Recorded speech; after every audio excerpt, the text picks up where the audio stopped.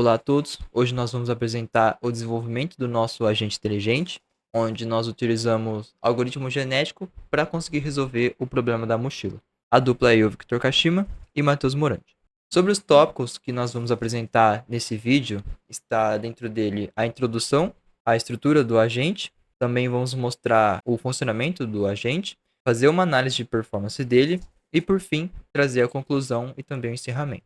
Então, dando início aqui da introdução, primeiramente, então, o que é esse problema da mochila? O problema da mochila, ele é um problema bem clássico quando vamos trabalhar com otimização de combinações, e essa mochila sempre tem um limite de algumas variáveis, e os itens possuem também suas próprias variáveis que vão preenchendo a mochila. Para a gente conseguir visualizar um pouco melhor, aqui nessa imagem nós temos uma mochila que tem um limite de peso e também de quantidade. E ao redor dela nós temos os itens. Então, o nosso intuito aqui nesse problema é conseguir encontrar uma forma de utilizar, de preencher, né, a mochila com o máximo de quantidade de itens, sem ultrapassar o limite de peso da mochila. Aqui nós temos alguns exemplos de aplicações. O primeiro deles seria um planejamento de viagem. Então vamos supor que o usuário vá viajar e na mala dele tem limite tanto de peso quanto de quantidade. E os itens dele têm ali o seu peso e também o nível de importância. Então o nosso intuito aqui nesse problema seria levar o máximo de itens, levando em consideração a sua importância, respeitando o limite de peso e também de quantidade da mala. Outro exemplo que nós poderíamos trazer é o transporte de veículos. Então vamos supor que numa carreta tem um limite ali de espaço dentro dela e também de peso. E cada veículo tem o seu espaço e também a margem de lucro. Então o intuito do nosso problema aqui seria fazer o quê? Levar o máximo de veículos possível, visando o maior lucro, respeitando o nível de espaço e peso também da carreta. E por fim, nós poderíamos trazer também um exemplo de investimento financeiro, onde o usuário tem ali um orçamento limitado e também tem várias opções de investimento que tem o seu custo e o nível de retorno. Então, o intuito aqui seria o quê? Investir no máximo de investimentos, levando em consideração o melhor retorno, mas respeitando ali o orçamento do usuário. Sobre a estrutura do agente, nós temos de um lado o ambiente e do outro o nosso agente, onde o agente tem percepções do ambiente através dos sensores, a partir daí é feita a absorção e o processamento dessas informações, né, das percepções, e a partir daí tomar uma tomada de ação, então fazer uma ação que influencie o ambiente. Sobre o método de aprendizagem do nosso agente inteligente, nós utilizamos o algoritmo genético, e ele faz a seleção natural, inspirada lá na teoria de Darwin. Então, no começo, o que ele vai fazer? Ele vai pegar, vai gerar várias soluções aleatórias no início. Depois disso, tem uma função chamada fitness, que vai fazer a medição e vai avaliar também todas as soluções para a gente encontrar quais são as boas e quais são as ruins. Após isso, ele vai selecionar todas as soluções que foram consideradas boas através da função fitness para que nós consigamos fazer a reprodução de soluções. E quem vai ser responsável por essa reprodução é o crossover, onde ele gera novas combinações de soluções, utilizando as que foram melhores lá na geração aleatória. E por fim, algumas soluções foram aplicadas mutações aleatórias nelas. Agora, para demonstrarmos o funcionamento do nosso agente, iremos ir para o Colab, que foi a ferramenta que nós utilizamos para gerenciamento do código, onde nosso agente ele é composto por diversas funções, sendo a primeira delas a gera população inicial, que tem como parâmetro o tamanho da população e a quantidade de itens. Como o próprio nome diz, ela vai gerar a população inicial de indivíduos e cada indivíduo vai ser um vetor binário. Ou seja, cada indivíduo vai ser composto por 0 e 1, em que 0 indica que determinado item não está presente no indivíduo e 1 significa que determinado item está presente no indivíduo. A população ela começa vazia e vai ser preenchida conforme o tamanho da população que o usuário passou. E cada indivíduo vai ser definido o tamanho de vetor dele baseado na quantidade de itens. Ou seja, se temos 20 itens, cada indivíduo vai ter um vetor de tamanho 20 que será preenchido aleatoriamente com 0 e 1, por conta dessa geração inicial. Então, com base na execução dessa função, é retornada essa população preenchida com indivíduos aleatoriamente gerados. A próxima função se chama calcula solução ótima, que tem como parâmetros os pesos valores e a capacidade total da mochila. Essa função ela vai percorrer todas as possíveis combinações de itens. E a partir dessas combinações, ela vai nos retornar a melhor combinação, ou seja, a combinação com maior valor, sem ultrapassar o peso máximo da mochila. Essa função ela está sendo utilizada para caso algum indivíduo durante essa progressão de gerações chegue nessa solução ótima, o nosso código pare e retorne já esse indivíduo com essa solução ótima, né, com essa melhor solução encontrada. Seguindo, a nossa próxima função é a função de fitness, que vai ter como parâmetro a população, os pesos, valores e a capacidade da mochila. Bem, o fitness ele vai ser a medida que vai avaliar o quão bem aquele indivíduo está resolvendo o nosso problema. Então essa função ela vai calcular o valor de fitness para cada indivíduo dentro da população.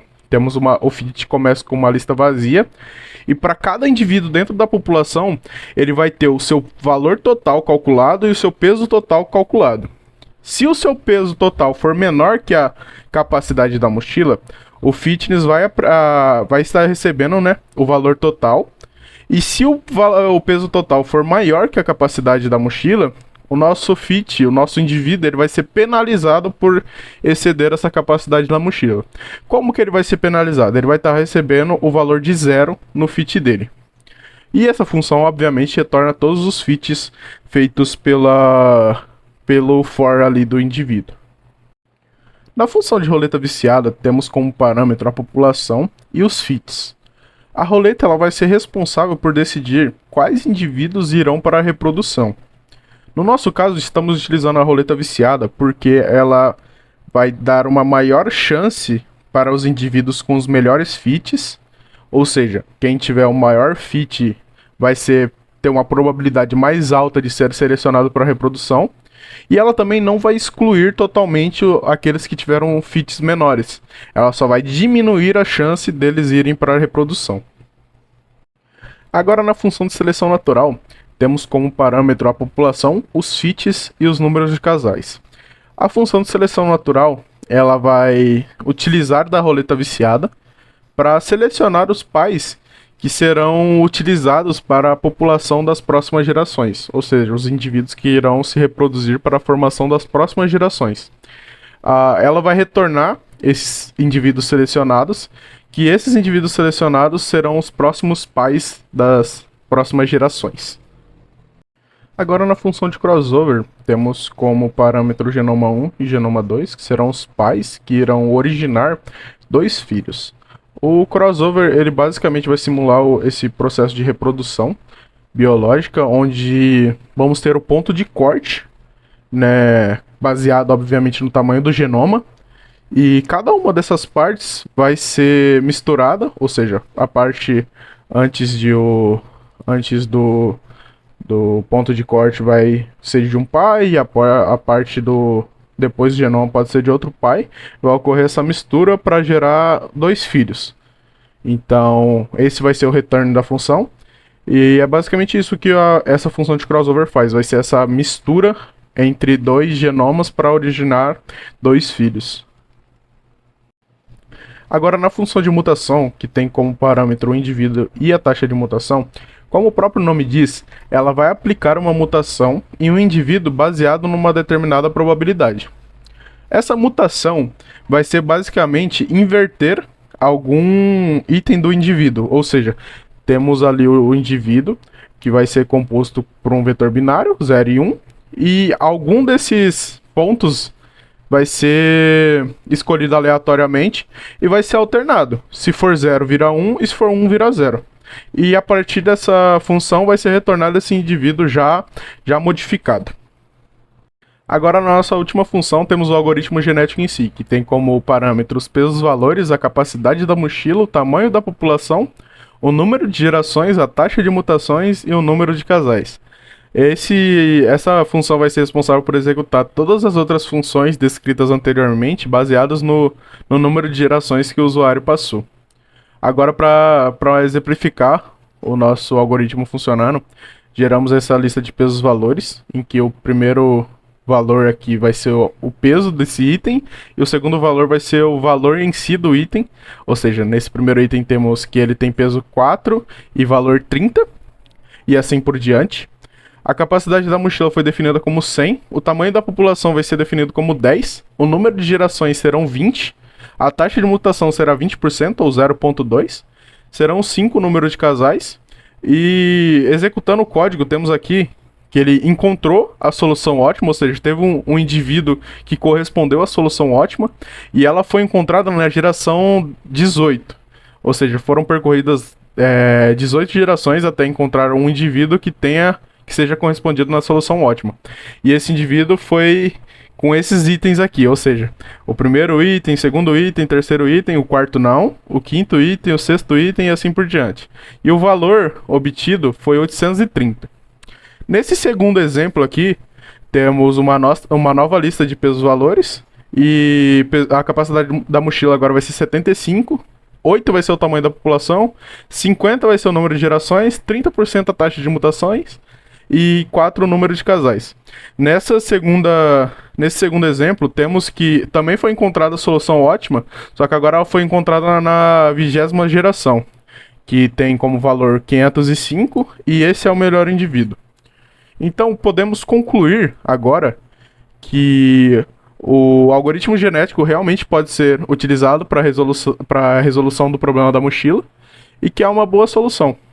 Essa foi a nossa apresentação, foi o nosso vídeo, muito obrigado pela atenção e é isso.